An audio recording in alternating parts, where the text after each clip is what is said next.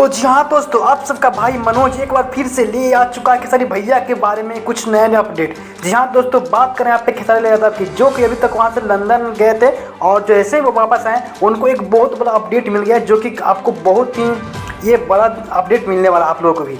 जी हाँ दोस्तों, बात करें आप खेसारी लाल यादव की, जिनका एक फिल्म आया है डोरी सजा कर रचना।